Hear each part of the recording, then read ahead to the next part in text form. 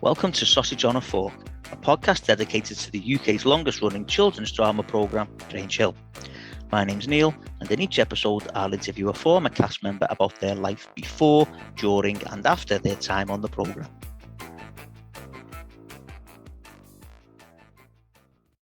Okay, welcome to the latest episode of Sausage on a Fork, and I am absolutely delighted to say that I have been joined for this episode by none other than Charlotte McDonagh, who played Lisa West. Charlie, welcome to Sausage on a Fork. Hello, it's so nice to be here. It is a bit cathartic. I think I'm probably going to be selfish going back through some really good memories, but I'm so excited. Brilliant. That's what we want. Okay, Charlie, well, what we'll do is we'll start the way we start every episode. And if you can tell us how you first got into acting. It was purely by accident. I used to dance quite a lot as a tiny baby, like 3, 4, 5. And then my nan and granddad said to my mum, look, she needs more. I always thought I was going to be a dancer, but if you're honest and you saw me dancing, you'd be a bit like, no, that's not for you. So my nan and granddad, I think, were a bit like, she's got something, but it's not dancing. Right. So we want to send her to drama. So I went to this local drama school in Bushy. There's a really old lady. She's quite famous. Her name was Stella Greenfield. And I went in. My nan took me to this place. It's sort of like in an old house. You know, like the only way I can explain it, it's like dentists in a house. That sort of setup. All right. Yeah. And I went in for a drama lesson, and they happened to confuse me with a child that they had on their books, like their agency. All right. And it was for, I don't know, but people might remember this, but for Ella Benjamin, Hullabaloo. All right, yeah. Program. They confused me with somebody else, and I walked into this audition, did the audition. I thought it was a drama lesson, and I got the job. Like, where did this kid come from? We don't know who he is. And I was like, I just thought I was here for a drama lesson.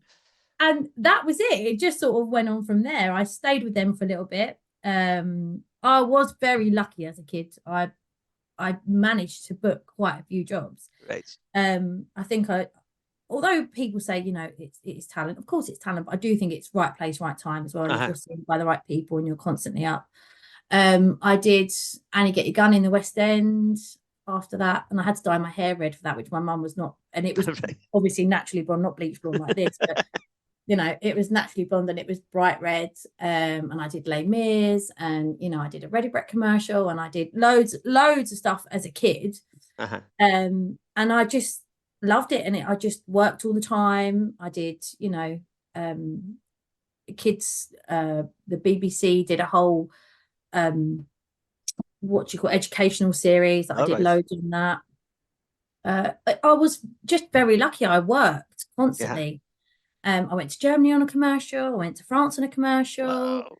So I was lucky. I think from the ages of about, I must have been about 6 probably when I got Hullabaloo, up until, that doesn't seem like a long time, it's only 4 years, but obviously from the ages of 6 to 10 you change quite a lot, don't you? And 10 was when I got Grange Hill. I must have been 10, because I was looking, and you also were in Paul Merton, Galton and Simpsons. Like, were you aware, because Paul Merton at the time was huge, like huge. Were you aware of how big he was? Like, no, not at all. There's a boy that I went to school with he's very well known sort of in the musical theatre world. His name's Stephen Webb. I want to talk to you about him. Oh yeah, so he played my brother, but I knew him as my brother, but then later on I went to school with him, but that's another story. And we had no idea. We had no clue. I didn't know who he was. No. And my mum was like, oh, he's really famous. And my mum was like, and I was like, I don't know what you're saying, Mum. I don't know who these people are. And they were all lovely. I can't tell you how. And I was really ill. We filmed it in Nottingham, and I hadn't stayed away from home much at that point. And we had to stay away, and I was with a chaperone, a lovely chaperone, Jean. And I was really sick in the night, Neil, like throwing up, everything before. But I still went to work the next day. You just do. And it was amazing. And it was the first thing, I think it's the first and last thing I've ever done with a live audience. Right. Wow. And it was a really old fashioned type 90s setup where a comedian went out, like a warm up comedian. So that was pretty good fun, actually. Brilliant. Yeah, that was good. Stephen Webb, who you've just mentioned, a lot of people might know him as being Alistair Scott in The In-Betweeners. Yes. So I'm guessing he was nothing like Alistair Scott. Nothing like Alistair Scott. And I will tell you, he is incredibly funny. If anybody watches him now, he does a lot on TikTok, a lot on Instagram. Right. He's just gone to Leeds to do a Dolly Parton show as well. All right. He was in Book of Mormon. I don't know if anybody's seen it. Very funny musical show, absolutely amazing. But just someone that had a lot of talent and just. Yeah. But also, I was lucky that I came from a sort of ilk of people that were very professional. We didn't know anything else, so we just worked. That's all we knew how to do. Yeah.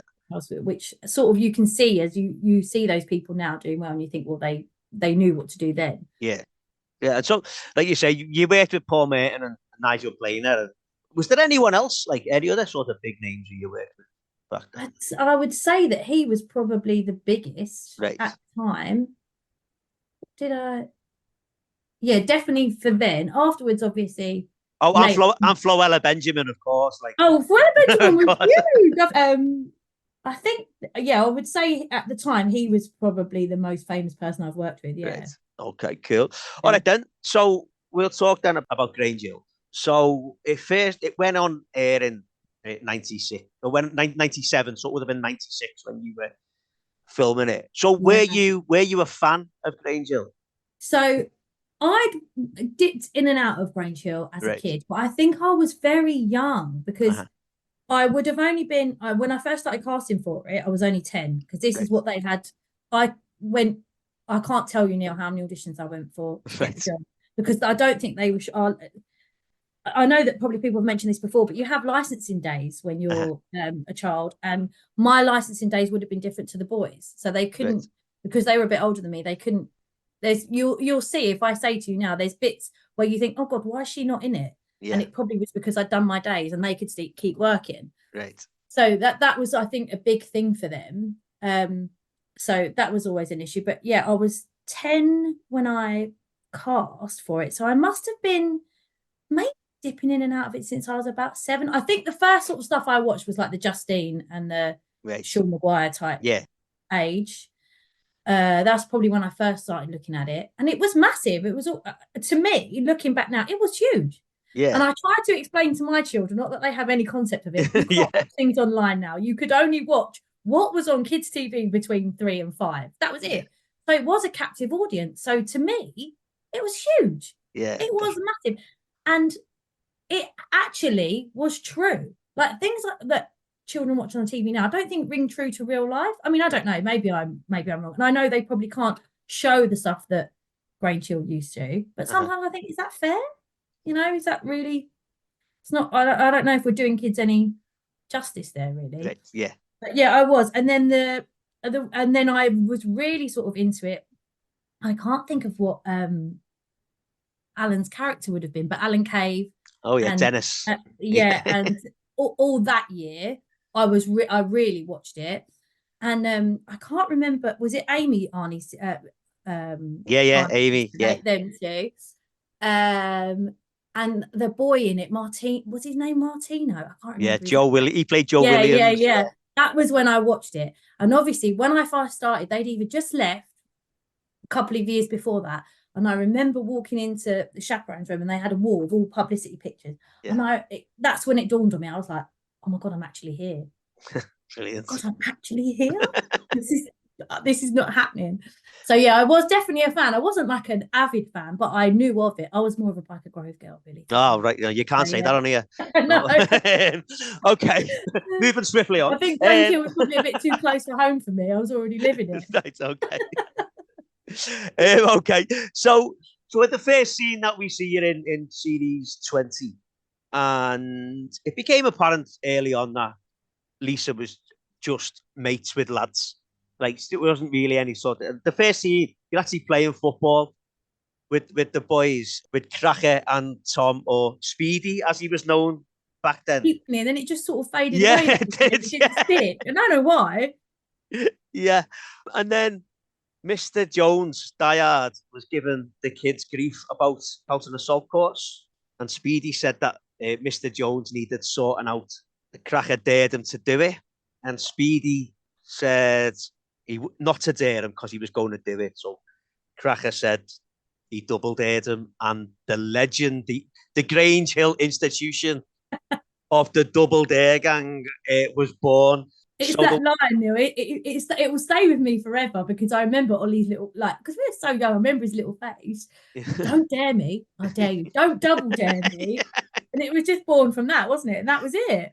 brilliant. But can you remember what the first day was? First dare. Was it to do something to Die Hard? Did we It do something? was. Did he sit on the chair or That something? was it.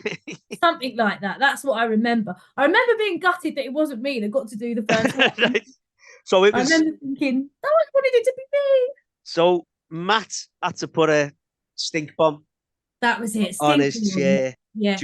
during assembly, because obviously Matt's the other one who we haven't mentioned yet.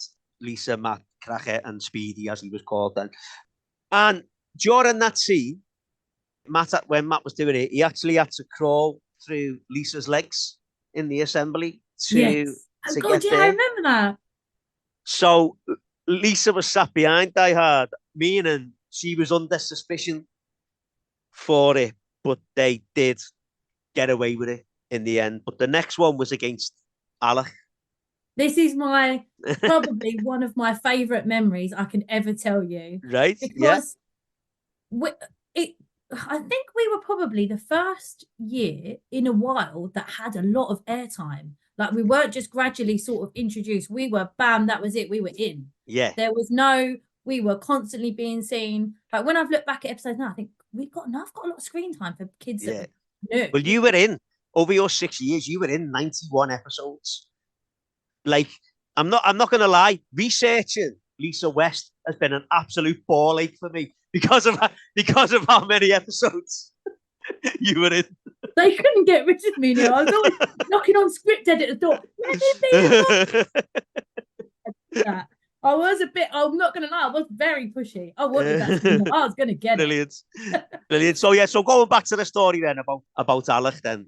They had to get Alec some way, and it was Lisa that had to do it. And while they were planning it and talking about it, Speedy said, "Oh yeah, Lisa's just one of the lads." Like, because Matt was saying about, "Oh, I think she could be like quite pretty and stuff," and he was just, "Yeah, but she's just one of the lads." So we see Lisa get a load of custard, if you remember that. Yeah. For it, and then she gave all the lads a red cap. That is the hats that I remember, and I had this one like montage bit with Jamiroquai in it, and I think it might have been Cosmic Girl. And it just, when I watch it back, I'm like, oh my God, I'm a star. This is so amazing. And it was so much fun, Neil. I feel sorry for Tom, obviously, who played Alec, because he had to do it. There was no stunt doubles. We weren't, and back in those days, like when I first started, we used to do 2 weeks rehearsal. Right. Like, so you don't get that on any TV drama or soap or anything now. We did 2 full weeks rehearsal before we did the shooting of the whole block, which I know people have mentioned before, so everyone knows what it is, but the series is divided into. And we had to rehearse it because they didn't want him to get covered in, because of continuity, obviously he would have had to get changed, get showered, do it again. And time costs money, So we had to get it exactly right. But I was desperate to get it wrong just a few times. Obviously, I knew I was going to do. And it was great. I mean, what a way to start. Like, obviously I didn't get the first dare, but the second dare was me throwing a custard pie at someone running down the stairs and the boys running off in hats. It was brilliant. It was great fun to shoot. It really was. Brilliant. But that, like, because Alec had to chase them all through the school, didn't get any of them. But then later on, that sort of leads onto, like, all the other bits that Matt had with Alec, didn't it? Because it was Alec's way of getting it back. Now, there was another one where Matt had to pull a Mooney out the science lab window, but he didn't want to do it in case the teacher saw him and would know it was him. Yeah. So they obviously would have seen his bum before. Can you remember what Lisa said to him at that point? No. So Lisa says, "Well, what's so special about your bum?" I love it. So he took the forfeit to eat the stale food. It's funny. So that because he had took a forfeit then of eating like stale food. Yeah, I remember this because I remember we had like this little hut that we filmed. And it comes up a few times, obviously, like with the Adam stuff and the hockey gear and that. And I have a vivid memory of him sitting eating stuff out of like a polystyrene bowl. And I remember thinking, "Oh, Rob, don't do that." But yeah, no, that was good. The thing I remember as well is, I don't know if this was the next one, but Tom doing a streak. Was that the next one? Would that be too far ahead then? That thing then of him eating the stale food, that's where Alec sort of got onto him, because he was getting sent home and he went to his locker and Alec saw the red cap in his locker and realised sort of Yeah. what had happened. Like Speedy then came over and said, "Oh no, that's mine." So then they were arranging a boxing match. Yes. Oh yeah. Oh yes. This is bad, Um, isn't it? I don't remember, but it's so long ago. But now you're saying it does ring yeah, bells. and then he wouldn't back down, and it was Lisa in the end sort of had a chat with him and was like, you can't be doing this. And in the end, when he went to the boxing match, he ran out. He couldn't. He knew he'd get his head kicked in Yeah. basically. And but Lisa said to the other lads, don't have a go with him for it. Don't say anything, because obviously she was then feeling guilty because it was her dare and getting them involved in it that had led to it all. And she then tried to make him feel better by saying it was the only sensible option, because let's be honest, he would have battered them, wouldn't he? Alan would have battered them. So yeah, she was sensible at times, I must yeah, say. I mean, I did like that about Lisa. She always seemed to, in that group, because you know what lads are like when they're together. But in that group, she was always seemed to be like the voice of reason, even more so than Matt was. I think he was more of the anxious one, more of the what could possibly go wrong, and I was a bit like, well, it'll be all right. It'll be I was trying to be placid. Yeah, and then there was a one where they had to try and get Mrs. Holmes suspended. Oh, that was the skeleton, wasn't it? Yeah, so Speedy took that there on. That was brilliant, because what I remember about that is Jonathan dressed in those clothes with those shoes on, Yeah. and that just was brilliant. That was so good. Yeah, because that's what happened. Because so Speedy got the skeleton one and hung it from the school set. Because there you go, Mrs. Holmes has been suspended. That's what that was like. But it was Alec who got caught because he went up on the roof. Yeah. So then Lisa, it was Lisa again. Maybe we should lay low for a while, and the double dare gang was temporarily disbanded. Yes, I remember that. I remember being a bit gutted. I was like, oh no, that's what we're gonna do now. But then, as you've just said, then they came back with, I think it's the most memorable one of Cracker dressing up as Mrs. Brilliant. Coming in and the impression was brilliant as well. And Lisa involved the class. Just from Cracker take it that little bit further. But in the meantime, Mrs. Holmes had come back to school and Cracker was caught by Mrs. Holmes and by Diane as well. But I just thought he's brilliant in that one. Do you know what? Watching it back, obviously I've watched some recently to try and jog my memory, not all of them, obviously, because I can't do 91. But lucky you. I've forgotten how good he was. I think because you're in it and you're with them all the time and you're living it, I forgot how good he was. And if you think I was in it a lot, he was in it all the time. He was in it constantly. And rightly so, he was really good. Yeah. So then he had to wear that costume all week.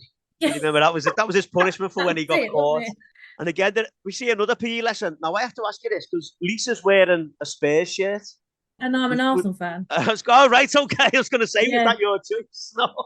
And the weird thing is about that is because it's a bit like people probably know this about soaps. You have a lot of change. There's always a lot of different writers, a lot of different directors.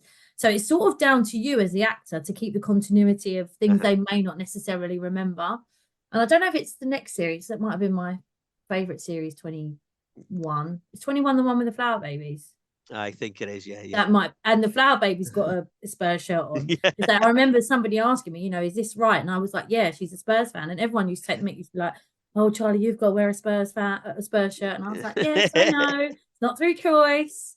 Yeah. So I'm an Arsenal fan. So that was always a difficult, a tricky pill to swallow. Yeah, brilliant. And then the gang were told that they couldn't do any more days or they'd be getting kicked out of school. But Speedy said they should do one more, and Matt wasn't going to do it. And Speedy said that he would do it. And this is where you said before about the streak. There was a fire drill, and when they went out, Speedy and Matt had disappeared. And Lisa and Cracker thought, yeah, they must be doing the day. And then we see Speedy running around, completely completely naked, but Matt's taking Hold on. Polaroids. Yeah. I just remember this big hold on. What is that? Yeah. He had to have I'm sure he had to have a stunt double. I'm sure they had to get Right, stunt wow. doubles in because obviously he would have been too young, really, Yeah. to sort of. I mean, obviously he would have had. He wouldn't have been naked. I was going to say, like, was he covered up?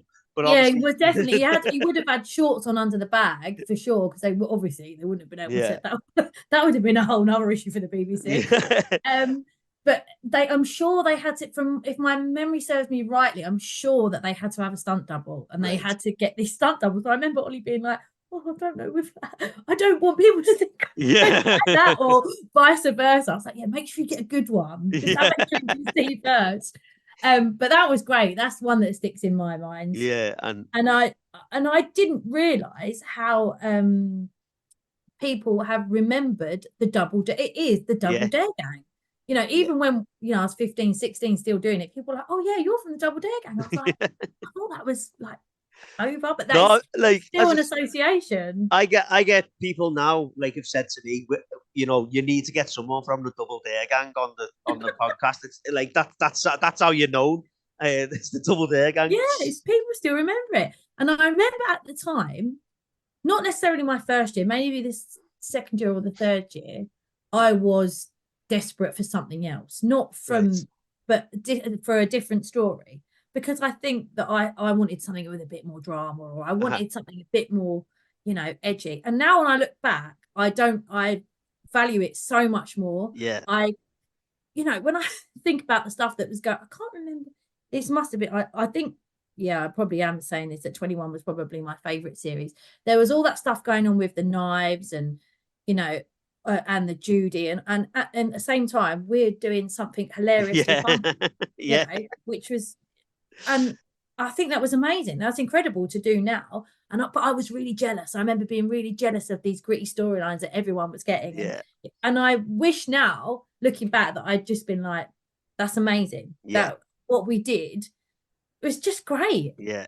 Because, like, it's fun. It's fair to say that, like, by sort of 1998, not as many people were watching Grange Hill as they had done in the mid-80s, because Sky TV had come in and cable, and there was a lot more choice for people to watch. Agreed, yeah.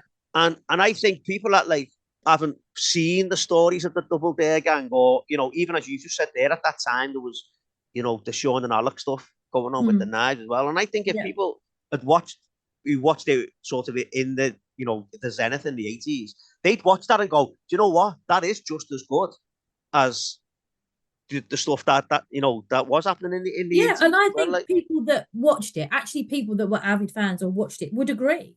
Anyone, I never had, luckily, touch wood, I never had any bad or ill feeling towards it. I always had people say, "I love Grange Hill. It's so good. I actually love it." I never had anybody say to me, the odd person that might say, "Oh, I don't watch that." Yeah. They were, because they wouldn't have said it to you otherwise.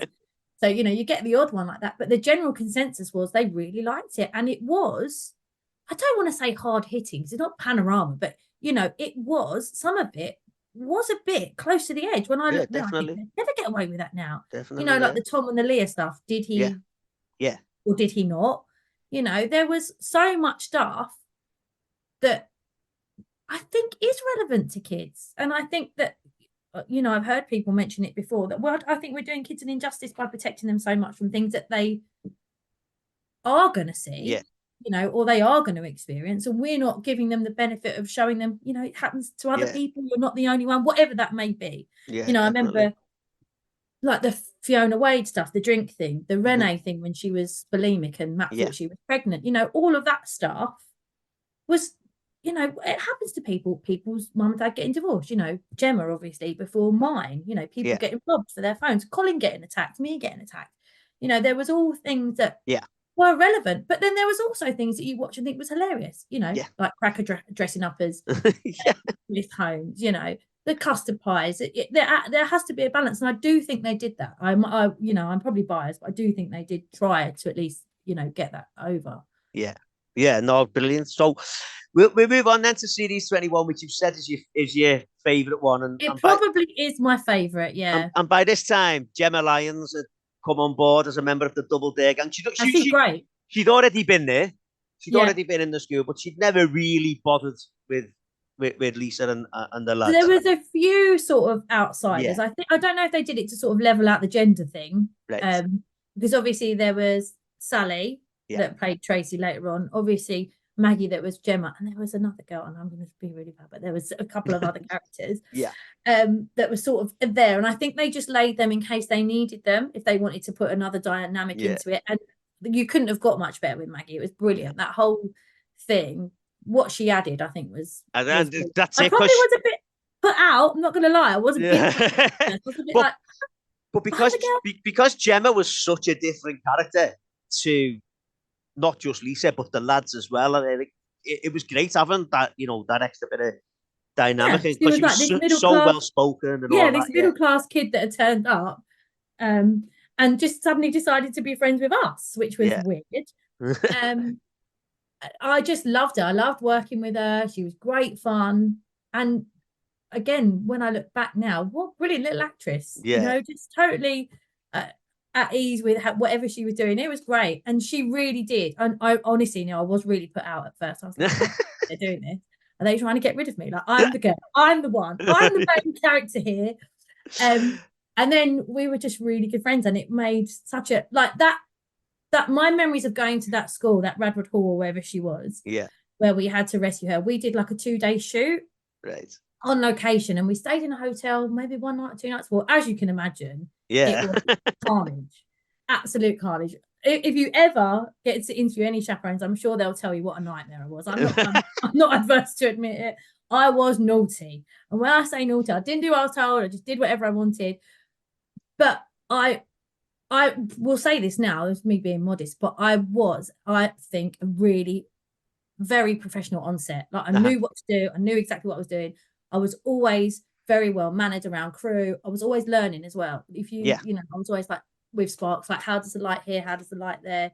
Crossing the line? Why is this shot being taken here? I was always asking questions. Yeah. But I knew that was it. This is my job, because I was on a working scholarship as well, Neil. This is probably later on. This series actually is when I went to. I got a working scholarship at Sylvia Young's. All right. Okay. So obviously I had to work. I had to work to pay my school fees, or I wasn't going to be there, which I was grateful for. Yeah. But I know that people have mentioned, there's a tricky time when you're maybe 14, 15. If you're still there, you think, shall I leave? Am I going to get stuck here? Yeah. And it sounds really ungrateful, and it's not meant like that. It's just like, am I making the right decision by staying? Should I move on? Should I look at other stuff? And I didn't have that luxury. I wouldn't have moved anyway, and I'm lying to say that, and I wouldn't have left anyway.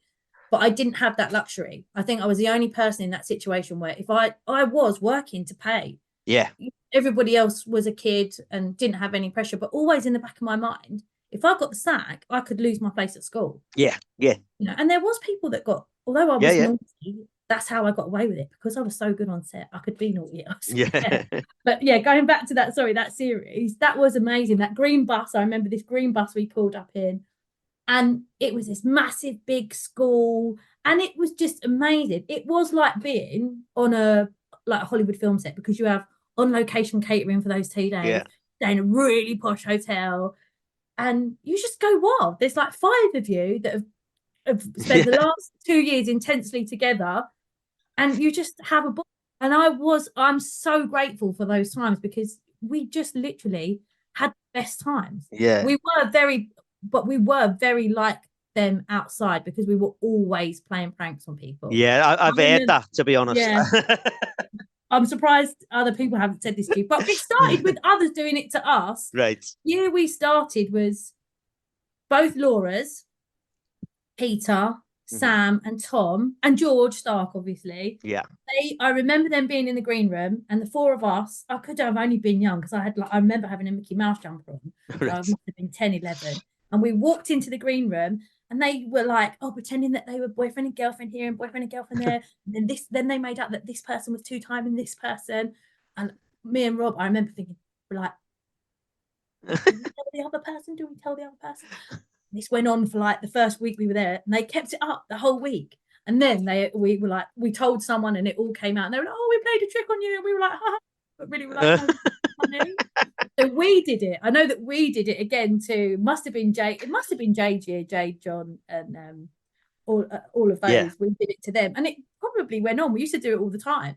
Yeah. I'm going to tell you something. Do you ever remember doing this thing where you used to hold hands with someone, and one of you used to suck, the person who owned their own thumb used to suck their thumb, and the other person sucked their thumb. You used to pretend you were snogging. We used to do that all the time to like all different people, and then the young ones used to be like, "Oh my God, she's kissing that one when she's what's kissing that one." Like, no, we're not. We're just sucking her thumbs. We weren't really kissing. So yeah, it carried on. It went all the way through. But Brilliant. that series was a great series because that location shoot, the flower baby stuff. Yeah. Oh, and that was the snakeboarding year. Yeah, that was So we'll talk about the flower babies because obviously they've been given them to look after them for a week. It was like the project to do. But there was also there'd been talk about Crackhead was convinced that there was aliens in the school. I remember this. And Matt told Lisa that he'd seen an alien in Mr. McNabb's office. Bet he never saw Mr. McNabb though, did he? Because Mr. McNabb didn't exist. I'm like, when I watched it back, I was like, I don't even know who this guy was. So Lisa went to have a look and never turned up for the next lesson. And Matt and Cracker used the flower babies as an excuse to get out to go and look for it. This was in the French class, wasn't it? Yeah. I remember this. And apparently there was a security guard or something. Yes, that was it. They saw it. But all she was doing was she was just showing a security guard around the school.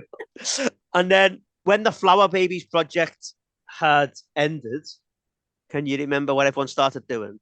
Yeah, they started throwing flour and something had happened between, I can't remember because obviously I wasn't directly involved in it, but something had happened with Laura Hammett, so that would have been Sarah Jane, wouldn't it? And they ended up pelting her with the flour, but I can't remember why. But we were covered. I remember that was like, see what I mean? Another, you're on a film set and you're throwing flour at you between you and your mates. This is the greatest day of your life.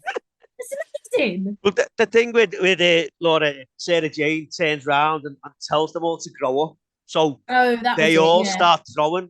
And I just, when you watch that, and I just think, God, you're braver than me.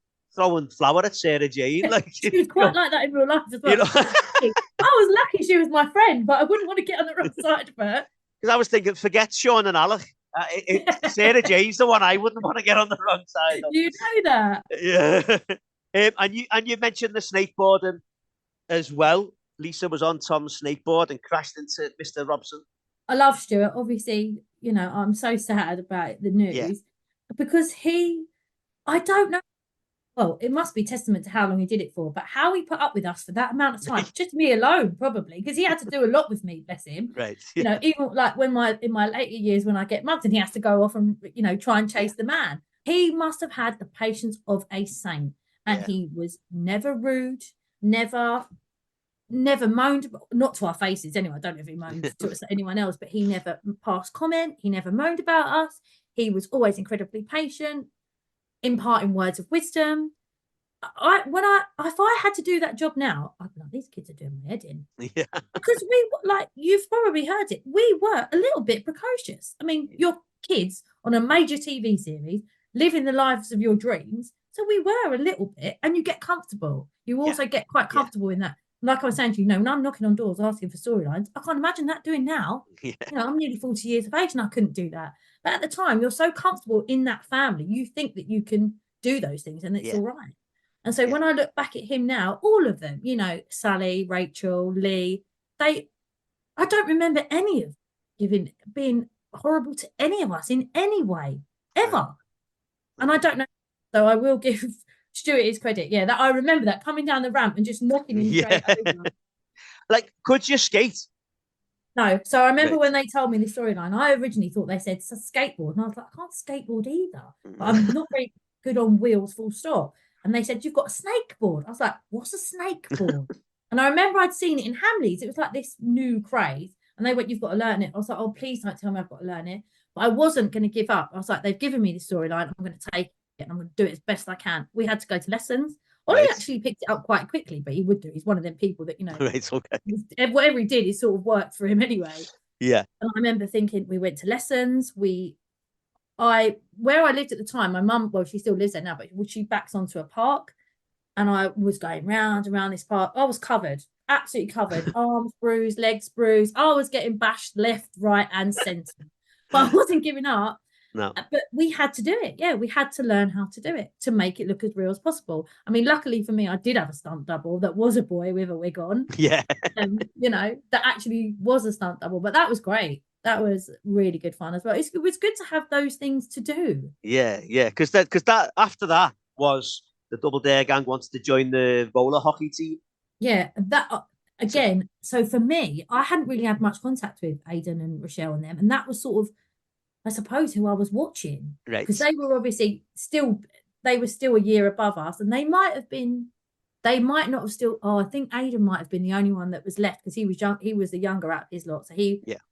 So I know people have mentioned this before, but when you're under 16, you're all together, and when you're over 16, Yeah. you're classed as an adult. So I think Aidan was sort of the only one that was left with us in tutoring and being chaperoned. But I didn't really have much contact with him. He was quite, not introvert, but he was quite quiet. Yeah. Obviously he probably thought, oh, these kids are getting on my nerves. So we hadn't had much contact with them, and from that moment on, I just adored them. Him, Rochelle, Colin. Didn't really have much to do with Ben because he wasn't Right. really around, if that makes sense. And he'd already sort of made a name for himself and was sort of Yeah. making his way already, I think. But the others, and Sean, she Yeah. was great. They were just brilliant. But I was like, for a long time, and I'm actually working with them. They're like proper people. Yeah. So that was quite good because it was good to be with others Yeah. as well. I'm not sure if they would say the same, but yeah, that was when the stuff got mixed, wasn't it? Yeah. Well, Yeah, that starts off. Well, how that all comes about was they said, "Oh, you've got no gear, you can't." So they went and they came back with like cricket pads and American football helmets and army helmets. again, cracker with an army helmet on. I mean, where did they get this stuff from? And then we tried to make hockey sticks in DT or something. I remember that. Yeah. Like, we all had to make these hockey sticks. Yeah. So they were told they had to make a shape, and all they made, but they all made the same one, and it was just like, what is it? It's a foot, and it was just so they could use them for hockey. But Gemma said, "Oh, maybe if you got sponsorship." The brains behind the Yeah. outfit. So why don't we actually do something here? Oh, all right, then we'll do it. So all this equipment turned up, and obviously Arnie was all made up because it had come for the team. But because the Double Dare Gang, typical Grange Hill, the Double Dare Gang were like, "Well, it's ours, so let's have a hockey match." Yeah, and I was a bit like, how can he be so mean? He was like, "No, you're not playing. No, no." That was it. It was just flat out no. And Yeah. then doesn't Robson? I think Robson asked him if we could play. He still says no. And then this stuff turns up, and he's like, "No, we'll get." And yeah, I think doesn't Tom say, "Well, we'll have a match for you." Yeah. And then someone's like, "Aren't we forgetting that we haven't got any gear to play this match Yeah. in?" But then, so the roller hockey team absolutely annihilated the Double Dare Gang. But when they went to get the equipment, they were told that they had to send it back. It shouldn't have gone to the school. Yeah, basically we lied to get it or something. But it had all been nicked anyway when they went to get it, and it was someone called Gregory. I remember this Gregory because he came up a few times. Yeah. Yeah. So then there was a scene then where it followed where they followed them to where, because it was that lock up, that hut that you said. Yeah, again. and I hid in a basket. I remember that. Yeah. I hid in a wicker basket. They all hid from him, and then when they got there, they dressed them up in the gear and marched them back to Mr. Robson. There you go. There you go. There's all the stolen gear. And I remember I remember this because it was the first sort of cool cinematography shot, because there was a shot through the helmet and we was putting stuff through the helmet and it was spinning round. And then I remember he caught us walking around him on the CCTV doing something like that. That was great. All of that was good stuff. See, I told you this is a good series. Brilliant. And there was the bit where we talked about Sean and Alec and that, but they had a thing with Matt, and they were really bullying Matt. It was horrible. When I look at it now, I think that was awful. How they got away with it. And I mean, I was lucky. I was really close with Ian. I'd obviously gone to school with him. Him and Laura were a few years above me at school. They were probably the last year when I started. But I liked him. Like I was like, "You're amazing. You've been in some faces. You're like, you're the next big thing." But I don't know. I think people were unsure of him at first because he was. he was so good that he was already an adult. I think he spent a lot of time with adults Yeah. because he was already there. Yeah. But when I watch him back, I think he was evil. He was Yeah. evil. He was. Absolutely evil. Like, I would say probably the worst villains I've ever seen. He was worse than Wayne Sutcliffe as Peter's character. Yeah. I think he was the worst out of all of them because I really didn't like him. I watched it and thought, I really don't like him. He is horrible. Horrible. But what poor Rob, he really was.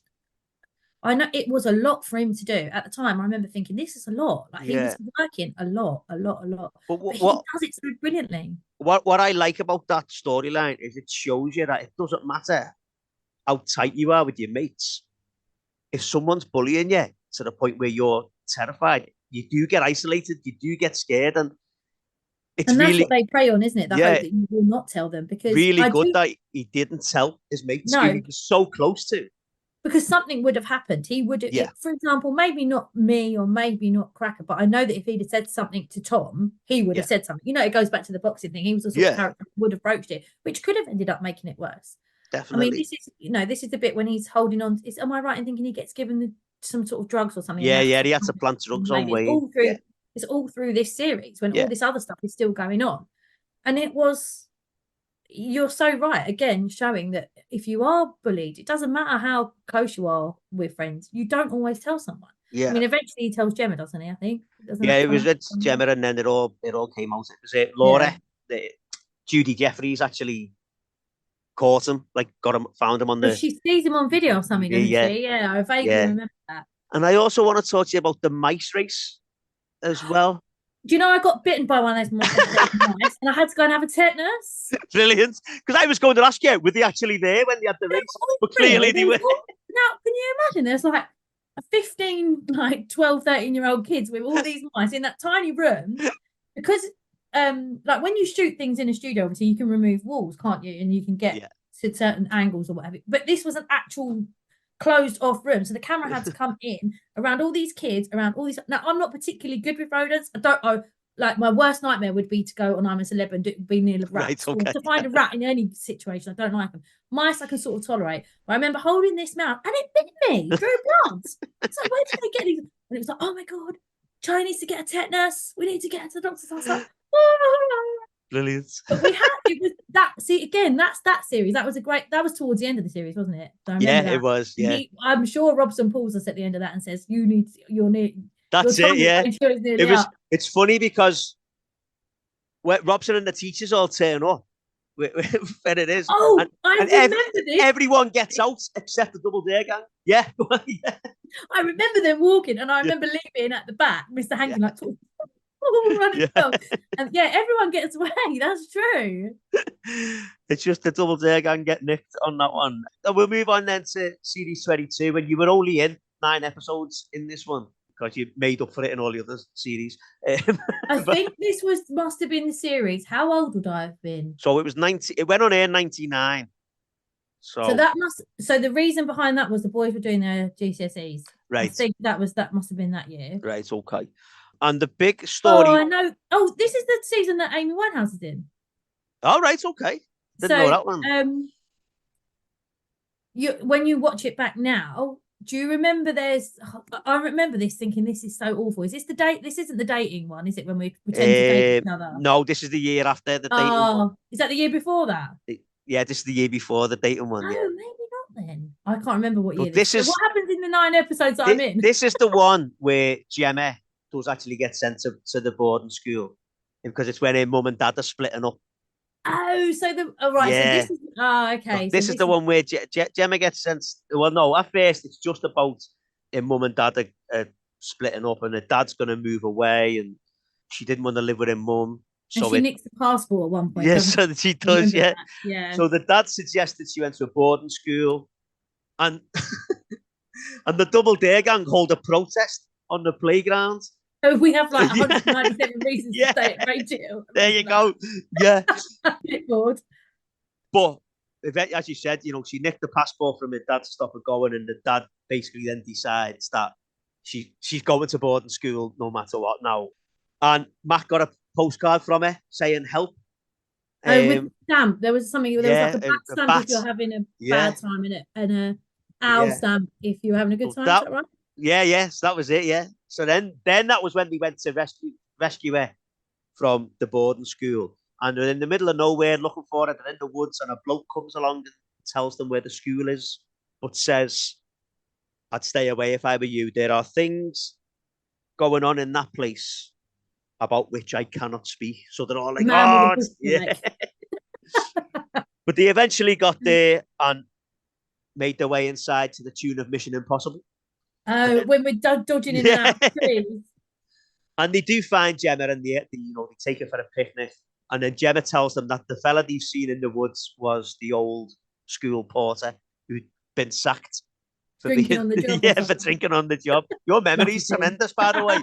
But she was saying, like, that was her life now. She was going to stay there. That was where she lived. But can I ask you, why did Maggie Mason leave? I think that it was a lot to do with her education. I don't think her mum and dad wanted her to do it for very long. Right. And I think they weren't 100% sure that that's what she wanted to do. They wanted her to have the option of other things. And I think so did she, if I'm honest with you. Uh-huh. She wasn't like I was. I was like 100%. I'm going to be an actress for the rest of my life. This is it. This is me. I don't. Yeah. I'd made my decision at that point. I don't think she was really sure. I don't think her mum and dad were really sure. Yeah. So. And I think that was the main reasoning behind it. To be honest, I don't think we really knew. Right. Okay. We weren't always, privy to that information. I think sometimes you were just told that was it and that was it. Uh-huh. Right. Okay. So then when Gemma left, that was when Lisa started spending time with Tracy. Yeah. Played by Sally Morton. And because she was another one who'd sort of been around, but had never really bothered with the Double Dare gang. And it was Tracy's birthday. And Lisa decided that they'd go and she'd get tickets to go and see Ultramatic. I vaguely remember this. Now, what? I think this might have been a night shoot. Was this at night? Yeah, so this was like my first night shoot, and I had this massive hair, and I was like, "I'm so cool." Yeah, they couldn't get tickets to the concert, but Lisa found out what hotel he was staying in because Tracy's favourite member of the band. Can you remember what his name was? Because his name in this day and age, it's unbelievable what this fella's called. No, I can't. So he's called Andrew Tate.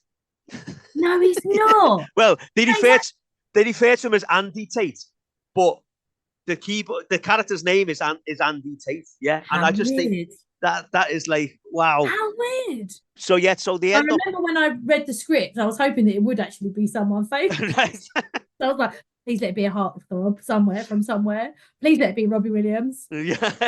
No, the thing about that story is it's all fun and games, and the girls meet in the cafe beforehand. They go, and the lads that were in the cafe as well, because the lads decided we need to keep an eye on them because this is stupid what they're doing. And I thought it's really good what the lads do, because the girls are somewhat going to this hotel to meet these fellas. And when Lisa and Stacey are in the cafe, Cracker says, "God, look at them, they look like women." And Tom said, "They are women." Because they're all dolled up and all that. And the girls get there, and then the lads follow them to the hotel. And the lads said, "Oh, come on, we'll get you something to eat." But Tracy didn't want to leave the hotel. She didn't want to miss seeing Andy Tate. So Tracy and Matt stay at the hotel while the others went the chippy. And they come back with the chips, and they all eat the chips and all that. But Tracy goes to the toilet, and then the concierge comes and goes, "You shouldn't be here now. You need to leave." And when Tracy comes out, another fella comes over and says, "Oh, your friends have left." And the whole atmosphere of the episode changes. The whole atmosphere of that storyline, because this fella's then trying to says to her, "Oh yeah, let me get you a drink. Why didn't you come up to my room and all that?" Yeah. And the others had left and got in a taxi, and he just think, "Oh, what are you doing?" Left her. That's artistic license at its finest, isn't it? Yeah. Don't do this, there won't be a story. So in the end, they go back to the hotel. They go back to, because they're like saying, "Well, this isn't right what we've done." So they go back, and Matt actually met Andy Tate, who got a load of presents for Tracy, and all was good. in the end, like Always good in the end. Matt to the rescue. But Lisa didn't like that friendship straight away of Matt and Tracy because there's always been that sort of underlying thing with Gemma Yeah, and Matt agreed. as well. Yeah, I think she was a bit put out by that as Yeah, well. and but Matt did eventually speak to Lisa and told that he'd spoken to Gemma about Tracy, and then Lisa realised that she'd been angry with him for Yeah. nothing. And he So gets then, the Dear John letter in the end anyway, doesn't he? yeah, That gets mentioned somewhere. and then we moved on then to Series 23, where they're all in year 10, and this bananas dating thing. I remember this timetable thing, but I remember there was a timetable and we had to say, we'd come up with this idea. Well, I was apparently dating Cracker. Yeah. Tracy was apparently dating Tom, Yeah. and Matt was on his own, and we'd come up with this strange sort of timetable. And I remember reading the script for that and thinking, I'm never going to remember those lines. So I hope no one ever quotes me on this, that this was the wrong or what. Because I remember thinking, I'm never going to remember this. This is complicated. And I was like, oh, this is a rubbish storyline. It's just bananas. No, like the first time I saw that, I thought, I don't understand that. And I haven't gone through your character as well in the last week and got, what on earth? It was random. It was totally random. I remember at the time thinking they must not have been able to think of anything for us by the time they wrote it. Was like, I remember thinking, this is so weird. Because Matt didn't have a girlfriend, that it was something to do with that. But you just think, just let them have their own. It's tough, isn't it? He hasn't got a girl. Like, what's the point? But it was weird. I look at back now and think, what on earth was we doing? But that's when I say to you, there was a bit in the cafe where I tried to set him up with my cousin or something, and that's Amy Winehouse that comes through the door. All right. Wow. Yeah. Oh, the goth. Yeah. Of course. Oh my God. Yeah. I don't know. Again, because I was at school with her, she was a year above me at school. Obviously I knew her anyway. Yeah. And then blimey, there we go. And then he sets it up with another girl. Set Matt up with another girl but that was. Oh yeah, that doesn't work out either, does it? She wasn't a goth, but it was a complete disaster. He banged into her and spilled a drink on her, and so that was when the timetable came in, and you just know it's a nonsense. But more alien stuff. They did about a UFO being seen. Was this about was this around the Ofsted thing? Yeah. I vaguely remember this. So the UFO had apparently been spotted over Essex, so they decided to wind up Mr. Robson by creating an alien. The alien in the alleyway. And they scared them, and they made the news, but one report said it was Spring-Heeled Jack. So they decided to bring Spring-Heeled Jack back as an alien, and Lisa got all the screensavers in the school to change to an alien as well. Now, during the Ofsted inspection in the science lesson, they had like one of them, them Van de Graaff electric generators. Oh, the hair thing. Yeah, so Lisa got the Ofsted inspector to be the dummy. And can you remember what happened there? I guess you can because you remembered everything else. No, this is a series that I don't remember. I don't know why, but this is the one where I think, what even happened in this bit? So basically, he put his hand on the generator, and as it turned up, his wig blew off. That's what happened. So then the next UFO prank came up, and it was Lisa, Matt, and Tom. They made a UFO, and then they hung it from the top of the school, I remember, and they were filming it, but they got caught by the Ofsted inspector, Mr. Forbes, and when they got called into Mr. Robson's office, he gave them a big lecture on everything they'd done wrong, all the rules they'd broken, but then how Mr. Forbes had been so impressed with their ingenuity and special effects and all that. And get away with it. We got away with it every time. And they should think about doing special effects as a career. I remember that bit. And they'd have a week to think about it in detention. And then Matt ignored Lisa and Tracy because he hadn't turned up to his date with Tracy when he should have done. And he told them to leave it out and all that. And Lisa thought it was weird that Matt didn't want a girlfriend. Yeah, I remember that. But in the end, they all decided that it was nonsense what they were doing anyway. Yeah, I agree. And they couldn't wait to tell Matt. But Matt, in the meantime, had sorted his own girlfriend out. Anyway, like... Did he have a girl? Did he have a girlfriend? Yeah, he brought this girl, turned up anyway, and that's what it was. That's why he wasn't going to some of the dates because he was going out with this other girl. Oh, I vaguely remember that. So there was also the cardboard box collecting, which was the homelessness awareness campaign. And they thought that if the school thought if they collected loads of cardboard, then they could be converted into money for the homeless charity. So they all started, the year group that collected the most and raised the most money would get a trip to a theme park. So there was all sorts of like subterfuge going on and people nicking each other's cardboard boxes. And it almost turned into a full-blown food fight. That was a good story, actually. That I liked that. That was good. Yeah. Or a full-blown food fight in the canteen, but Mr. Hankins stepped in. How Mr. Hankins suddenly was the voice of authority and all of that. And that anyone ever listened to. I don't know. So Lisa suggested that they all need to talk it over, and they went to the cafe to do it. They went to the Arches. But the same thing almost happened again with another food fight. And then, until Ray stepped in this time, an absolute legend of Grange Hill, by the way, Kelly George. Yeah. And it was him that said, why are you collecting the boxes in the first place? You need to start thinking of that rather than the reasons. Rather than the theme park. Yeah. So then they had a big bonfire instead, and the Double Dare Gang had decided to retire. But Mr. Hankin asked them to do one final day. Can you remember what that was at the bonfire? No, I can't. It was aliens again, and it was apparently the Double Dare Gang were dressed as aliens. Oh, yes. Was it you lot though? Some of it was, and some of it wasn't. A bit of it was, and a bit of it wasn't. Did like a presentation about Ofsted, but also Linford Christie was in that episode as well. Oh yes, he was. He was, because also I remember us saying, "Oh, Cracker's Mouse was called Linford." In our heads, we were like, yes, he was. Yeah, brilliant. Yeah, he was super famous then as well. We were like. So that moves again on to the next one, series 24, which Matt and Cracker were hardly in this one, but that must have been the year they're doing their exam. That must have been the year they did their exam. But this is where we met Ozzy. Oh, okay. Who was like a new horrible character. But we also met Lisa's family.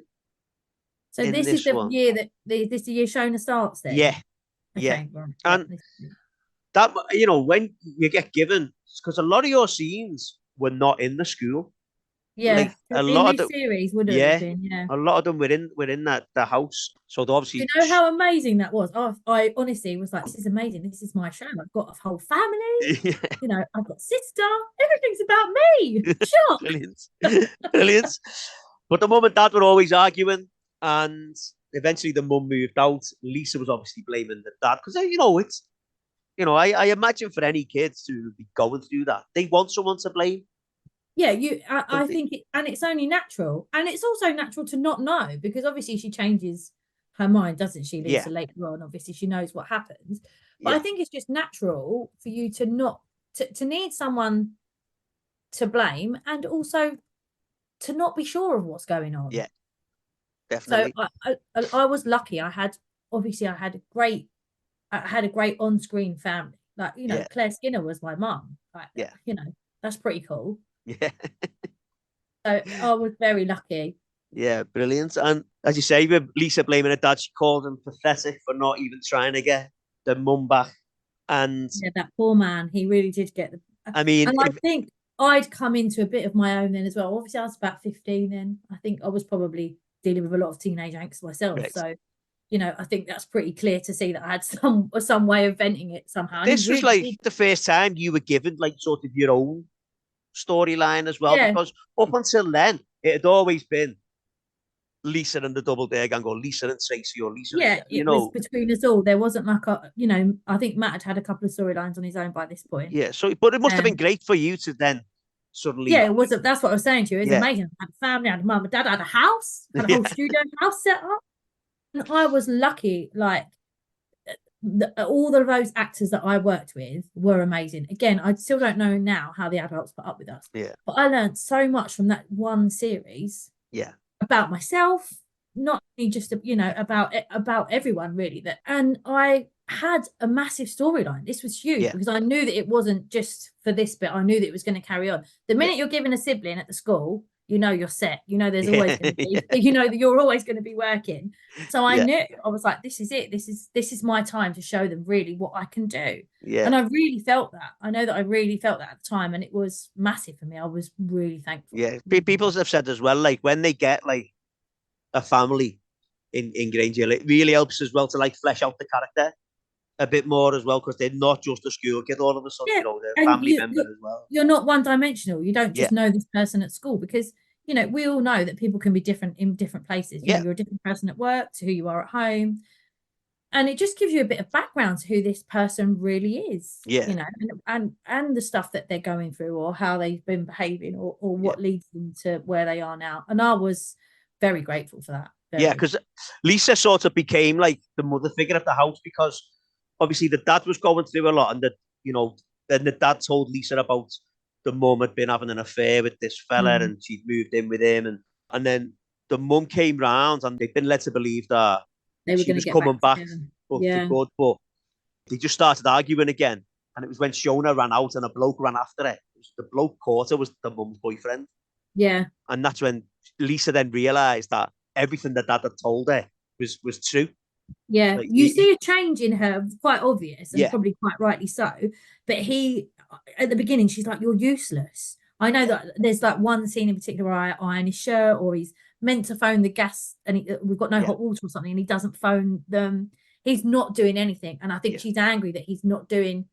Obviously, she blames him, but then she's even more angry that I think she thinks that he should be doing more to get her back. Yeah. In her head, she's like, "Well, you need to get this sorted. You need to do these things. You know, it's not my responsibility." Although Lisa does take it on, and she looks after Shona, and Shona's quite naughty when she first starts. You know, Yeah.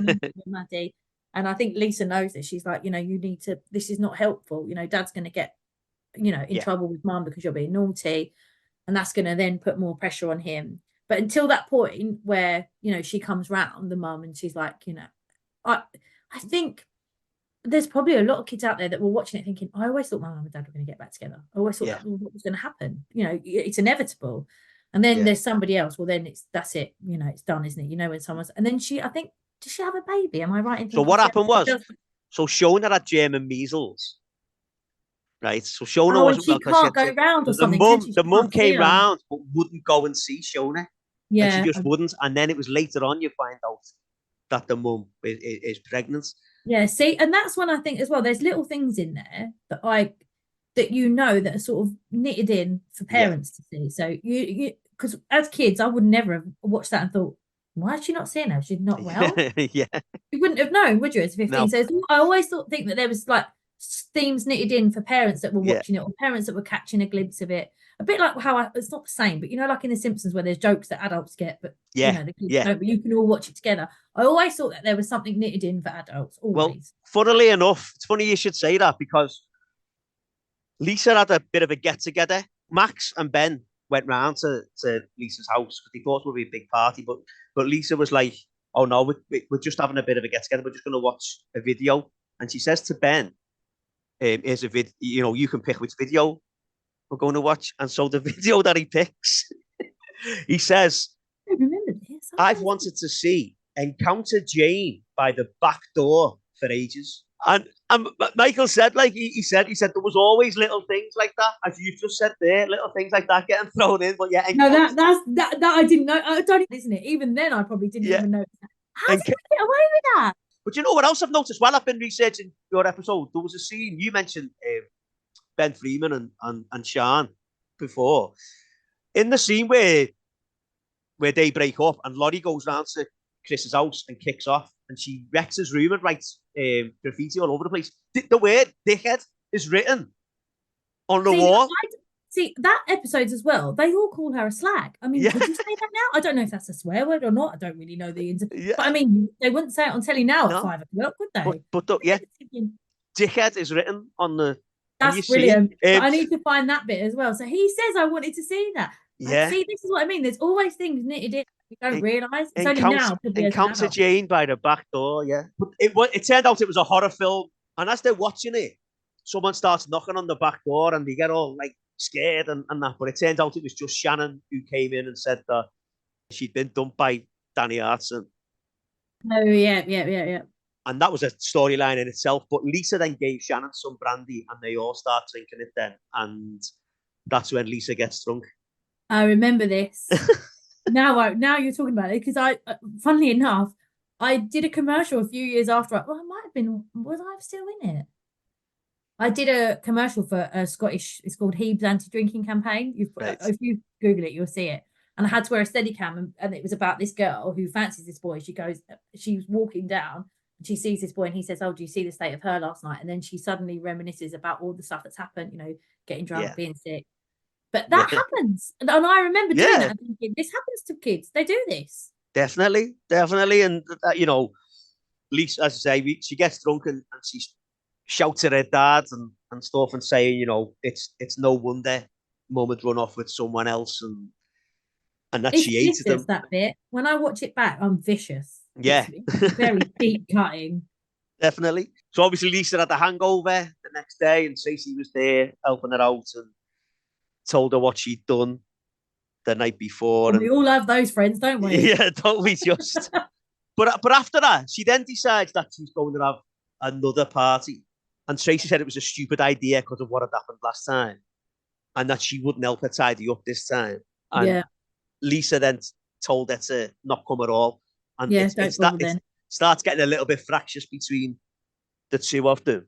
And then at the party was the one where you mentioned about Leah and Tom earlier on before. And that then led to a storyline about whether it had been rape or not. Yeah. Which, as you said already, for a kids' TV programme to be addressing that. And it wasn't unbelievable. I always think it was alluded to, but wasn't quite. I don't know how. I think there was obviously something there, a veil of how far they could go. So they never actually said anything. They just alluded to the fact. Which I thought was better. Well, Leah starts going to she does go to rape counselling, and in the end the word is said. But nothing ever happens with police or whatever. I think because they both sort of realised that they hadn't asked and they hadn't said no. I think it was that sort of thing. It was more like a consent thing, wasn't it? Yeah. And then, Lisa and Tracy had been at each other a bit, and Tracy said she was going to enter the talent competition. So Lisa said that her and the lads should enter. Oh no! As well, and I'll come back onto that bit in a minute because I just wanted to. Is this the fight? Are you going to ask me about the fight? Yeah. So basically, Shannon had accused Tom of raping Leah, and when she said it, Lisa, Matt, and Cracker were there, and Lisa didn't believe it because of all the other lies she told about Shannon and Danny Artson. But Tracy couldn't see why Shannon would have made this one up when it didn't affect her. And Lisa and Tracy start arguing, and Lisa told Tracy that no one liked her and that she was a stuck-up cow, and that was when they started fighting. Was there much choreography involved? Yeah, it has to be properly choreographed. Right. It has to be. But it's great to do. It's really good fun. You really like it. Well, I did. It's intense and it's really, full on.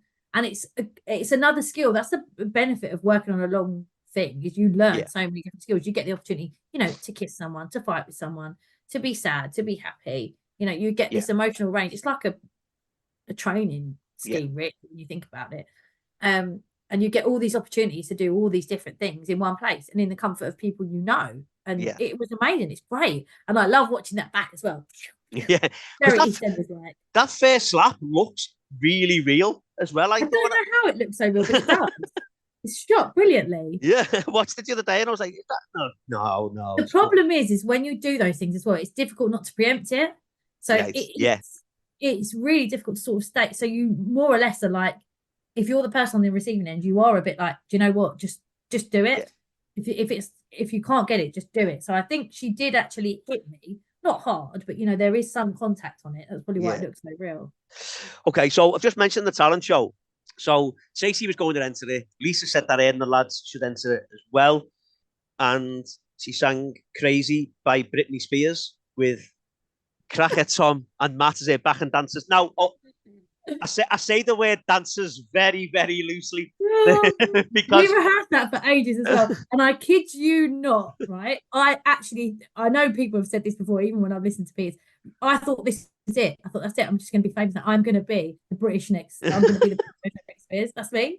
She's got my life. This is what I want. I can do this. Now I'm like, oh my God, please tell me you. It's just so cringe when I think about it now. I'm like, but turn it off, make it the stop. lads dancing seem to involve a lot of folding their arms and walking backwards and Yeah, forwards. step together, step together, step together. I'll be honest, they don't tend to show a lot of the lads dancing, and I don't know if there was any reason for that, but they don't. Probably because it was awful. I don't know how I managed to get that in there because I know they wanted me to sing a song that I didn't want to sing. I think it might have been a Carole King song, and I was like, I'm not singing that. It's really old. Get me a Britney song. And they did. Brilliant, and they did get through to the next round, the final, along with Stacey, who was playing air guitar. It was really good. That was all her. I was going to say, like, was she actually Yeah. playing that? Yeah. Yeah, that Brilliant. was all her. She was really good. Brilliant. And then going back to the Tom and Leah thing, Lisa actually had spoke to Tom in the end about it.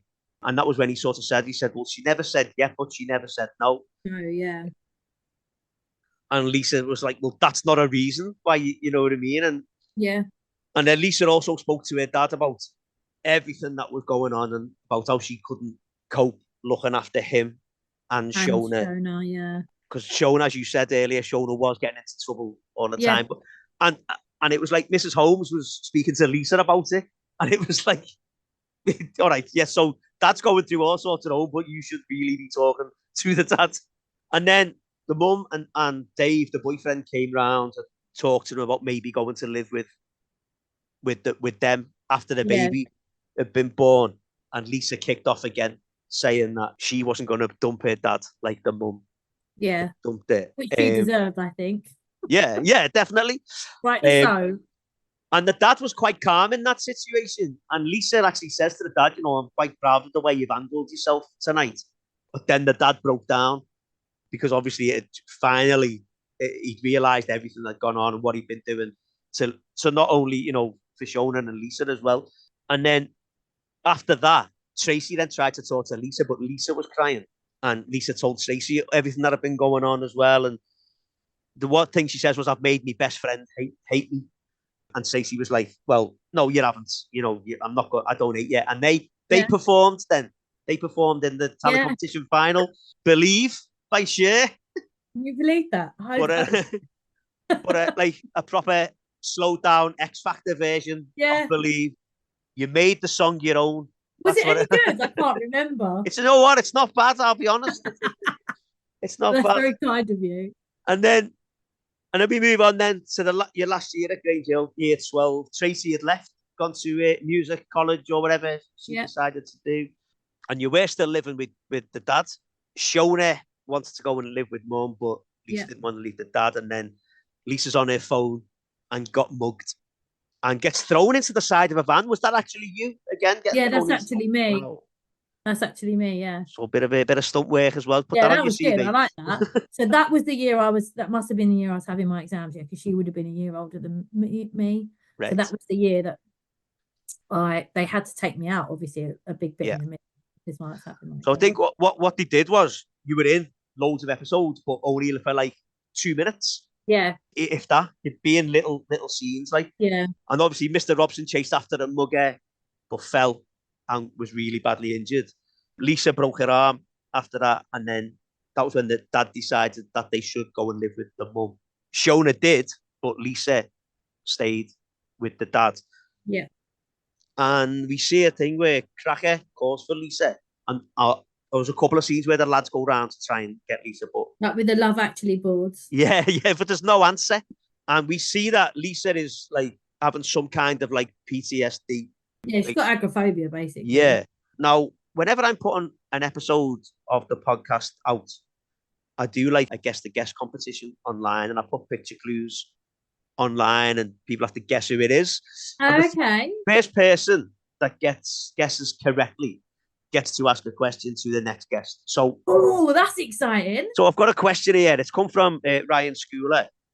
And I always say, I always sound like I'm on Going Live or something whenever I do this. Obviously, Lisa's dealing with all that. But did you have to do much like research or preparation or anything like that for when it came to dealing with that situation? I think with that I did, and Right. the BBC put me in touch with a lot of people at the Right. time. Like, I got to see a therapist about, kids Yeah. that obviously this has happened to. So there was a little bit of that, but a lot of it is sort of, I suppose, sounds a bit, I can't say the word, but sounds a bit methody, but you just Right. sort of feel it.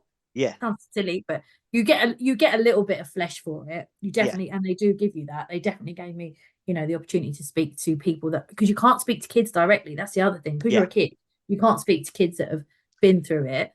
So that they put me in touch with, health professionals that dealt with children like that, and I asked a lot of questions. So I did get that. So there was a little bit of flesh to it, yeah. Right. Okay. And when this happened, like the dad like stepped up a bit here and he went to the school to ask the school for help, but he also spoke to the lads and asked the lads if they'd come and help as well. And Yeah. Tom and Matt went to see her because Cracker had left at this point. He'd gone to work in the club.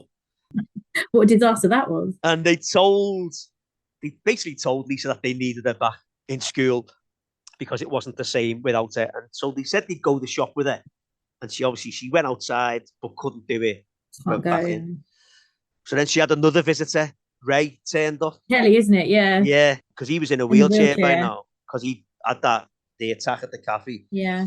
And it was basically him got Lisa out and about, saying she needs to go to the police station. She needed to get her life back. When they were going to the police station, Lisa thought that she'd seen the mugger, but it just turned out to be just a girl. Yeah. But then Ray convinced Lisa to go to the club with him, and she did. Good old Ray. But what was weird about that nightclub was that it was open all the time. It was like it was in the day and night. Yeah, and obviously Lisa ended up going back to school, but she was worried about a relationship that Tom was apparently having with an older woman. I don't remember this. And basically, it turned out that Tom had got a job as a model. Oh yeah, no, I do remember this And because I remember him. I remember going to a shoot with him. Or yeah, something. yeah. And he was posing. Yeah. Right, and he became a bit of a celebrity after that in the school. Like, there was people like wanting his autograph and stuff, and Lisa thought it was hilarious. But then we kind of find out why Lisa's thinking it's hilarious is because Lisa had a bit of a chat with Tom about how, they never seem to be together anymore. And oh yeah, this is right near the end, isn't it? yeah, so Tom then arranged for him. He said, why don't we go out this afternoon? He said, it's a date. And Lisa goes, yes, it's a date. So again, they went to the day afternoon nightclub, whatever you want to call it. Yeah, that weird place. But Lisa got all dressed up for it. Like it was going to be a proper date. And he's just there with Matt. And he says to her, you'll always be one of the lads. Yeah. And Lisa, then when I leave, doesn't he say like, oh, she looks really pretty or something? Yeah, Lisa then says that she had to go because she had a date. And he said, oh, doesn't she look good? But Cracker said to Lisa on the way out, I thought you had a date. And she goes, yeah, so did I. But I think it was kind of like, at that point, it was kind of like indicative of the fact that, it was showing that kids do grow up and they do move on. It was. And also it was about them learning that about each other. That, that you grow up and you change. And I think something they're like, oh my God, she really is a girl. Yeah, yeah. But then the final episode of that series was Mr. Robson and Miss Carver's wedding. Oh, yeah. Which for some reason took place in the school. In the school. Because you spend all your time there with all them kids. Why would you want to be your wedding? But anyway, Lisa and Tom. Invite all the children. Yeah. Lisa and Tom eventually get together. But then they saw a fire had started and they saw the fire and then there was an explosion. Now, were you expecting that to be the last ever episode of Grange? I think there had been rumours floating around. We'd had a change of producer. Things weren't how she wanted them to be or how she didn't envision CBBC programmes to be viewed. And I think it goes back to what you're saying, like sort of from 1998, probably viewings started to go down because kids had options of other things to watch. So there was rumours going around, and I knew that it was my last year anyway, because I couldn't have stayed on any longer. That was my, that I did my full stint. That was it. So I knew that it was the end for me anyway. But I wasn't expecting it to explode. I wasn't expecting to die. However, I did quite like that. Although it wasn't like said from then. The only other thing that weirded me out is when they took it to Liverpool, when Phil took it back, and they never mentioned it. It was like, where these people just died, and then no one's ever said anything. I'd have thought there'd have been a big memorial. All these kids have died. No, nothing ever happened. We just built the school to get on about them. Artistic license, I suppose. But no, I knew that there was rumours going around. I knew that it could possibly be the end. But for me, it was kind of irrelevant because I knew that my time had come to an end anyway. Which was a hard pill for me to swallow. I really, really struggled with it at the time. Right. I was devastated, absolutely devastated. Every year when we used to rap, I used to cry my eyes out. I just was it meant so much to me. And I have such fond memories, and I learned so much, and it changed my life. It changes everybody's life. It is, and it's an experience I can only relate it to is being part of a family. The only people that experience that same feeling is people that have been there and that have, obviously there might be people that have had negative from it, but mine is all positive, and anyone that's had that will know that it's just incredible. It's an incredible experience. We don't really find out what happened to Lisa, but you assume that she died in the explosion. I assume, I mean, we were pretty close to the bang, so I think that me and Tom were definitely brown bread. Right. Okay. All right. Okay. So after Grange Hill, you obviously you carried on acting for a while, and you did things like the Bill and Doctors, and I did it all. The Bill, Doctors, EastEnders, everything we can see people doing, I've done it. That well-travelled path from Grange Hill to Albert Square, the Albert Square episode, I was dead. When I went in for the casting, I was like, they're not going to cast me. They're not going to take me. I was like, really, really messed that up. I'm never going to get that. And then they phoned me the next day and said, you've got it. And I thought, yes, there's a shoe in. I'm in. It was one episode later, they didn't ask me back. No, don't worry, I'll do it again. I'll go back. And so round about that time of all that as well, you joined a band. I did. As well. Yeah. Red. Yeah. With Here Come All the Boys. Now, I read up on that. And is it right that one of the reasons why it didn't get released straight away was because Girls Aloud brought something out with a similar video? That's right? Exactly true. So we was like I was working a lot, and then I was doing. The band came along, and I started doing that. I started traveling, started gigging, started doing all the stuff that that you're supposed to do. Then we made a video, and it was played on MTV Hits. And then literally we had the same tour agent, so I think that's how it got round. They made near enough exactly the same video. I can't think what their song was, but it's in a garage. Yeah. And ours was in a garage, and they just literally did it. They must have done it the next day, because then it was out, and then we had to make another video, but then it slowed everything down, and it didn't work really. But that, again, great experience. It was amazing. Don't take anything from it. It was brilliant. Yeah. I've actually seen both versions of the video. Have you? As well, yeah. It's a clothes shop, isn't it? Tailors. Yeah. And is it right that you went on tour with Westlife as well? When I was younger, I did. Do you remember Record of the Year? Yeah. I did all of theirs in the choir. That was really good. Wow. That was actually. So now you're saying about the most famous people I've worked with, it's probably them. Right. Brilliant. Yeah, that was amazing. That was really good. And you also had a bit of a spot as a dancer as well. Like, I know you said you wanted to be a dancer at one point. Is that right? Yeah. Is it Uniting Nations? Is that what you were? Yeah. So, kind of. I did some backing vocals on a track, and the girl that did the original vocals didn't want to do it. So I took her, and I ended up doing these weird random jobs. I've been to Montenegro. I've done the MTV Awards in Romania. Wow. I was really lucky there. I went to all these strange places that I've never been to, like Bucharest, Budapest, the whole of Eastern Europe, the whole dance scene. It was amazing. See, that was another good thing. Yeah. So, I've been really lucky. What do you do now then? So now I moonlight as an actress, but having a real job, because obviously everyone's got bills to pay, and I've got 2 children that cost me a fortune. So I work for a charity as an engagement officer, which I love, but it gives me the flexibility to obviously A, take care of my children, and B, to do my to do voiceovers and casting little jobs here and there. And I'm happy. I'm quite happy. As long as I'm working, That's all I ever said is I wanted to work. I mean, the dream was when you grow up, I wanted to go to Hollywood. I wanted to be, you know, Kate Winslet. That was my, Yeah. ideal. But I'm just happy to be working and doing something that I actually love. Yeah. So I'm very grateful. Brilliant. And do you ever get recognised as Lisa? What I get now is you look really familiar. Where do I Right. know you from? And the odd things that sit, like I was saying to you before, that Heaves anti-drinking commercial, I get loads Yeah. of Scottish people that recognise me still Right. from that. And yeah, I do get the odd thing that, weirdly enough, my daughter's head teacher was like, Right. "You're doing Grange Hill." I was like, "Oh, that's so weird. How did you do that?" It's like, "I remember you. Me and my wife both watch you," and when they both saw me, they was like, "Oh." Right. Wow. So yeah, I get the odd. You look really familiar. People just looking at you for ages, like you look really familiar. Yeah, because I don't think you look any different. I'll be honest. You're not. No, no, not at You look all. the same. Yeah, Oh, definitely, that's a good thing, I suppose. definitely. And are you still in touch with anyone from Grange Hill? I have to say this with great sorrow that I'm not.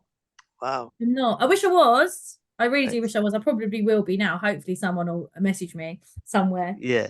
But I don't. I don't use social media, so that's probably why people Right. don't get in touch with me. Or I do, but I do it under a pseudonym, so I can Ah, just yeah. Not clever. That. Yeah. snoop on people. But no, I'm not, and I do regret that because I did. They were literally, honestly, I can't explain to you the bond that you create with people in those situations because you're going through such a transitional time anyway. From Mhm. that ages of like 10 to 17, that's the most you change in your entire life. Yeah. You're going through your own stuff, hormones, teenage stuff, boys, girls, parents. Yeah. It's a crazy time, and then you throw in being on a massive TV show. Yeah. You just only have each other. You're the Yeah. only, and it does feel like that. It really does. Okay. Well, Charlie, we are coming towards the end, so I'm going to ask you the same few questions I ask at the end of every Go on. episode. So recently, there's been talk of a Grange Hill movie in the works. Phil Redmond has written it. Kellen Jones, who played a teacher in the Liverpool years, is involved. Sarah Sugarman, who was in Grange Hill in the very early days, Very beginning, yeah. is going to be directing it as well. What do you think of the idea of a Grange Hill movie? I think if it's true to how he originally saw it Uh-huh. and how it was originally, I think it'll be amazing. If it, the only thing is how do you do that and make it? I mean, because the stuff now, when I look back, would probably be rated a 12, Yeah, maybe something even a 15. yeah, But so how can you do that and let kids watch it? Because I want kids to watch it. yeah, I don't know, but it would be amazing. Oh, yeah, tell him I want to be a teacher though. That's the yeah. only I situation. mean, that's the thing, isn't it? Like, so when Grange Hill was first on, they did a lot, and because there was a lot of older kids who watched it, because there was Yeah, a lot of older kids in it, yeah. and it was all like you were saying there about it getting sort of the age got lowered, didn't there? Or CBBC wanted the age to be, or the I output of their programs to only be 11, Yeah, 11 and and under. it's becoming really like sort of commercialized, like wanted Yeah. to be very states like everything they wanted to be a bit like Nickelodeon, that kind of thing. And I think that was when Phil Redmond said, look, there's no point in making this because it needs to be about high school kids. So high school kids will want to watch it, Yeah, and high and the school things that kids they do. And in and the I, th- UK. and I think if, as you just said there, Phil Redmond's involved, he's not going to let it be something he doesn't want it to be, Yeah, you know? which I hope it doesn't, because I think it's hard, isn't it, to not be railroaded Yeah, in situations like that. yeah, Um, definitely. but I would love to see it. It's something I Yeah. would love to see, and as long as they've got the same uniforms, Yeah. not have the purple and yellow. Right, okay. And, you just mentioned there about being a teacher, but if not, would we see the ghost of Lisa West come back instead? Yeah, the ghost of Lisa West. That would be good. I like that. Okay, then. So, you've said that, you knew about Grange Hill, you watched it occasionally and stuff. So, other than Lisa West, who was your favourite character in Oh, Grange Hill? easy. It would have been Fiona Way's character. Oh, Joanna, yeah. I loved her. Absolutely loved her. I loved her as a person.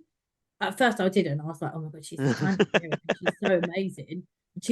She was glamorous, attractive, sexy, confident, really talented, really nice. Just one of them people that you couldn't hate about anything. Yeah. And she was brilliant. I loved watching her, and this is not to be mean or degrading or patronizing about someone, but she was a supporting artist. She Yeah. got that job from how good she was. That just shows you they obviously noticed her just being an extra and was like, she's got something, this girl. Yeah. We can work with this here. Because she wasn't in it from the beginning, was she? No, she wasn't. No. She was sort of came in a bit later. Yeah, when they were older, she came. Yeah. So she'd done like a few years as a supporting artist. I remember them, and they took her from that. And I loved all the drinking stuff that she did. And I think maybe my first year would have been their sort of last year, like the Mel and Carlene, that kind of time. And I just loved watching her. Everything about her was fabulous. Brilliant. And if you couldn't have played Lisa, which other character would you have liked to have played? Would it have been Giovanna? Ooh. Who would it have been? It would have been her, but it probably would have been a boy if I had a choice. Yeah. Someone that had. It probably would have been Ozzy. It probably would have been John's role. Yeah. I liked. Yeah, I had a bit of a crush on him though. Right. Okay. So yeah, I liked everything that he did. His storyline was great, and he was really good at it. So it probably would have been his role. He was really. I like. Even as an adult, I watched that and I think, oh my god, I hate you. Like, it's weird. It's because I didn't hate him like I hated Ian's character. Like I really, really disliked him. Yeah. There was something about him that it just wasn't so one, like one dimension. You could sort of see that I know he turns out sort of good in the end. Yeah. But it's more. It shows like it's not people. People aren't bad. They just do bad things. He wasn't a thug, was he? He wasn't a thug like Sean wasn't was. Mean. It was more mischievous, I like to say. Yeah. Right. Okay. So the final question then, Charlie, is why do you think there's still such affection for Grange Hill? I think it was an institution. I think for people growing up, it goes back to that habitual thing. I used to get in from school, you used to have a snack, and you knew that at 5 o'clock it was on. Tuesday and Thursday or whatever. I think that's when it was on when I was a kid. You knew that it was on. And there was nothing else. Nowadays, those of us that listening that have had, have got kids or know what kids are like now, they're always doing stuff. Like my kids either at gymnastics, this way. They're not really, and whatever they want to watch, they can watch whenever they want to watch it. Yeah. It was such a habitual type place to be. You come in, if your mates were coming around or you knew you were going to play out or whatever, you'd have to wait until Granger was finished because you knew neighbours would come after that. And if you bumped to school, you already watched that earlier in the day, so you were all right. Yeah. So I think, and I really feel like it was real. People could relate to it, whatever it was. I mean, there were, we know that there were some far-fetched storylines. I mean, come on, some of them I think really, but it had so much value to the grit and the drama and the stuff that people would be going through. And also, if you weren't really going through that, there was loads of funny and comedic stuff as well. Yeah. So it sort of covered all bases. And I think kids like to watch kids doing things that were relative to them. Yeah. I can't imagine kids now, what they watch. They watch things where, like Miley Cyrus, they're watching kids that are pop stars one day and at home the next. It's not really relative. Yeah. They can't relate to it. So I think that's the reason. And all the kids were real. Like none of the kids were particularly glamorous or, I mean, we're pretty down to earth type kids, I feel. I mean, I won't say that about myself, obviously. We were pretty down to earth type relatable kids, boys that you could fancy, girls that you would see in the supermarket. It was really relatable. I think that's my reasoning behind it. And it went on for so long. There must have been something. It must have been doing something, right? Yeah. Brilliant. Well, Charlie, thank you so much. No, thank you for having me. I've enjoyed it. So, do you know what? It's so nice to know that people actually, because when you're in it, you don't know how people are reacting to you. Apart from, like I said earlier, apart from the odd people say to you, oh yeah, I'll watch it. I think the Double Dare Gang has created such an iconic moment for Grange Hill. I'm just grateful to be a part of it. I really am. It was amazing. And I wish I could do it all again. Well, because like you just said there, the Double Dare Gang, years ago, there was a thing online. We did a thing about the top 50 characters in Grange Hill. And the Double Dare Gang, loads of people just put the Double Dare Gang rather than... We come as a package, which I'm happy to take. If we're in the top 50 as a 4, I'm down. Yeah. I'm not no Gary Barlow here in this situation. I'll take the place I'm given. Brilliant. Well, once again, Charlie, thanks so much for coming on. It's been great. No, thank you so much for having me. Been great talking to you, and such good fun. And I've listened to your memories, and honestly, your memory, you're probably one of the best that we've had on here for remember and stuff. Like, so well done to you. Good. So yeah, but no, it's been great. It's been great talking to you. So thanks very much again. And to anyone that's listening, I'll speak to you next time. Cheers. Thanks. Bye bye.